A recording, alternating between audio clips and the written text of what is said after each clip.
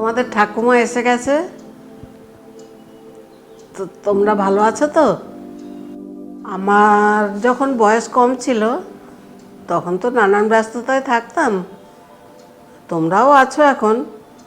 তখন রান্নাঘর ছিল কত দূরে, তারপরে কুয়ার জল তুলে কাজ করা, মশলা বাটা। এখন তো অনেক কিছু হয়েছে, মশলা বাটার জন্য মিক্সি, তারপরে নানান সুবিধেও হয়েছে আবার অসুবিধেও হয়েছে।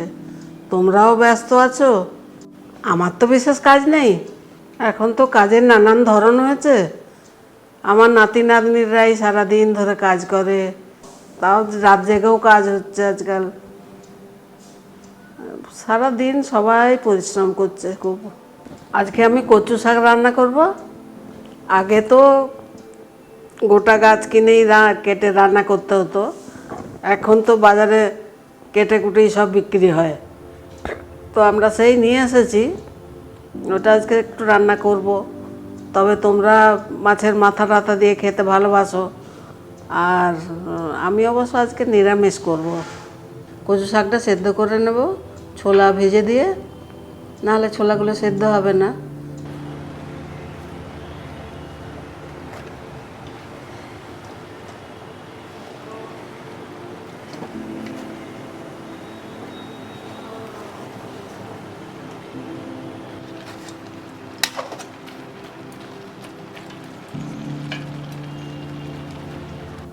এবার কড়াইয়ে তেল দেবো।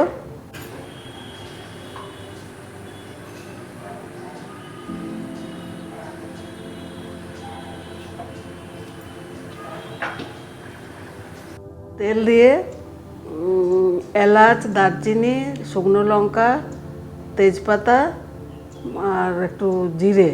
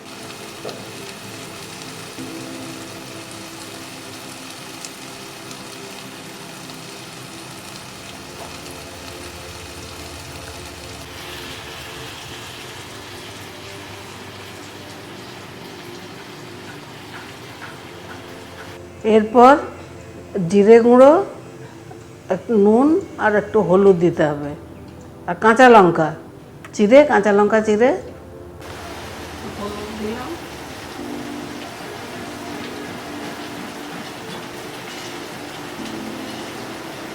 নুন দিলাম।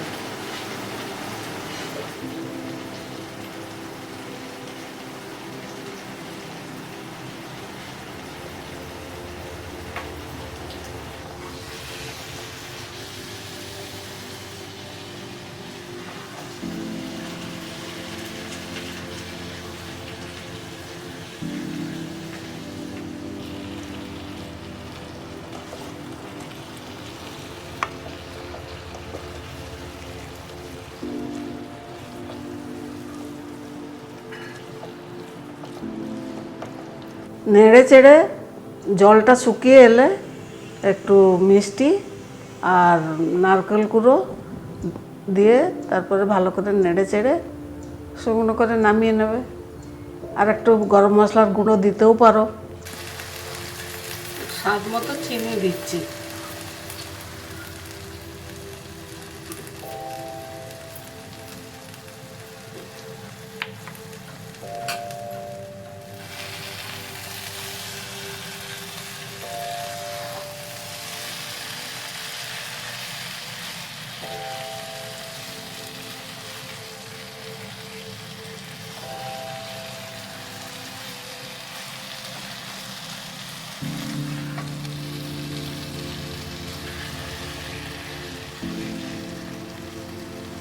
মশলা দিচ্ছি একটু।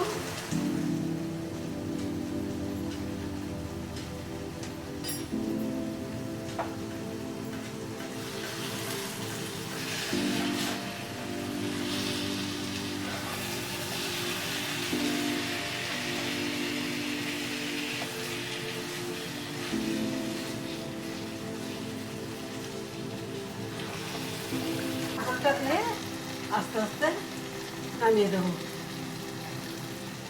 আর একটু নারকেল দিয়ে দিচ্ছি।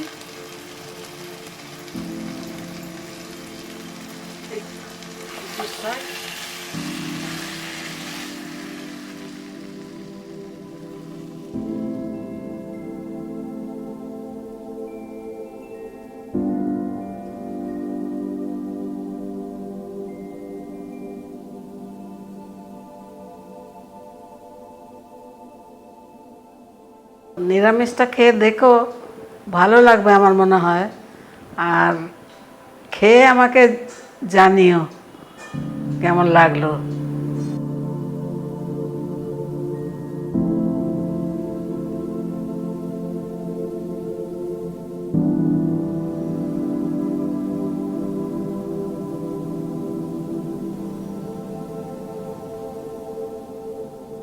তোমাদের উত্তরগুলো জানাবে কিন্তু, আমি তোমাদের উত্তরের আশায় বসে থাকি। খুব ভালো লাগে তোমাদের উত্তরগুলো জানতে।